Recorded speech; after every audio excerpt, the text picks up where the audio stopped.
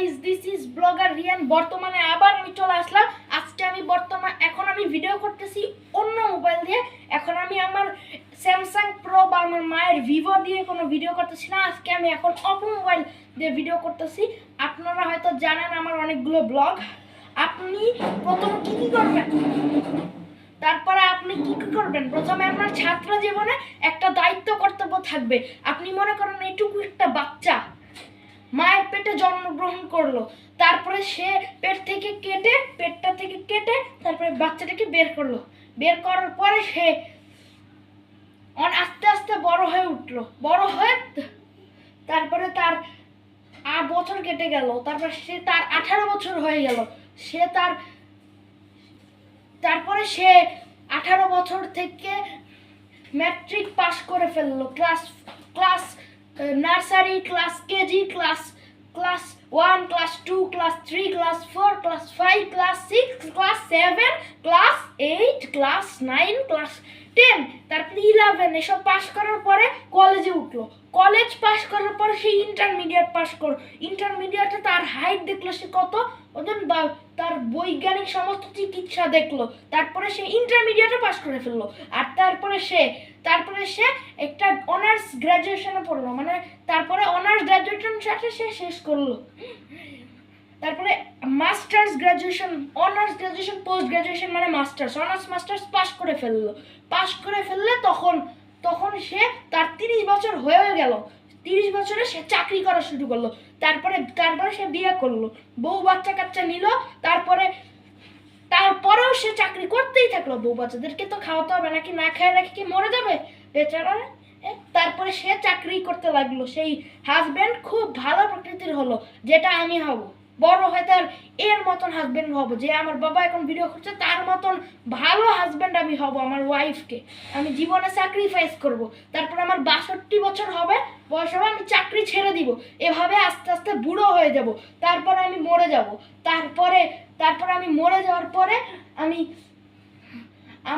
আমি যত খারাপ ভালো মন্দ কাজ করছি সব কিরামান কাতিবিন আমার কাঁধের এই 2 ফেরেশতা রেকর্ড হিসেবে রাখবে। এই কাঁধগুলো আমার ফেরেশতাগুলো রেকর্ড রাখবে। তারপর তারা আল্লাহকে গিয়ে এইসব বলবে।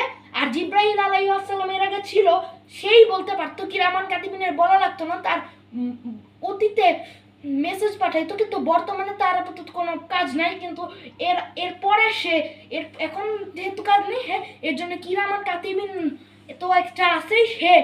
সে আল্লাহর কাছে যত খারাপ মন্দ করবে, হিসাব করবে। তার যদি কেউ আমি যদি খারাপ কাজ করি, আমি হেল ফায়ারের আগুনে পড়বো। আর আমি যদি ভালো কাজ করি, তাহলে আমি জান্নাত অথবা বেহেশতে যাব আর সারাদিন পুরস্কার পেতে থাকবো। তারপরে আমি মরে যাওয়ার পরে আজরাইল আলাইহিস সালাম এত কিছু আল্লাহ করবে না, ভালো মন্দ ওগুলো হাসরের ময়দানে গেলে করবে। প্রথমে তারপরে আমি মরে যাব, তারপরে আজরাইলের হাতে মরবো আর কি। যদি শুনে আমি খারাপ কাজ করছি, একে মারছি, তখন আজরাইল আলাইহিস সালামকে আল্লাহ বলবো, আজরাইল আলাইহিস সালাম তুই যা এখন গিয়ে রিয়ানের জানটা গিয়ে কবজ করে আমার কাছে নিয়ে আয়। তারপর আত্মাটা আমার মধ্যে চলে আসবে। তারপরে আমি মাটির সাথে মিশে মাটি হয়ে যাব, মরে যাব হালকা করে। তারপরে আমি আর কিছু না, তারপরে আমি মাটির নিচের সাথে মিশে যাওয়ার পরে আমি মুনকার নাকিরের সে আমাকে বলবে যে তোমার রব কি,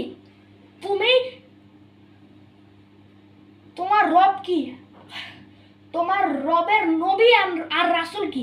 বলবো আমার রব আল্লাহ, তার নবী এন্ড রাসূল মোহাম্মদ সাল্লাল্লাহু আলাইহি ওয়াসাল্লাম, হযরত প্রফেট মোহাম্মদ সাল্লাল্লাহু আলাইহি ওয়াসাল্লাম।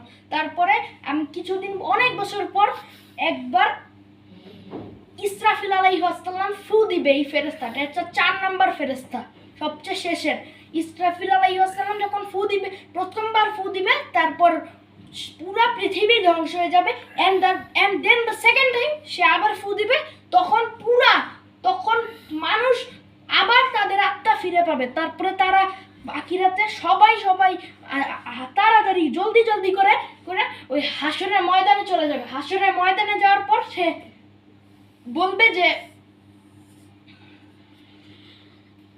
হাসরের ময়দানে যাওয়ার পর আল্লাহ কিছু বলে না, আল্লাহ জাস্ট ভালো খারাপ হিসাব করবে। যদি আমি ভালো কাজ করি, তাহলে আমাকে পুরস্কার দিবে।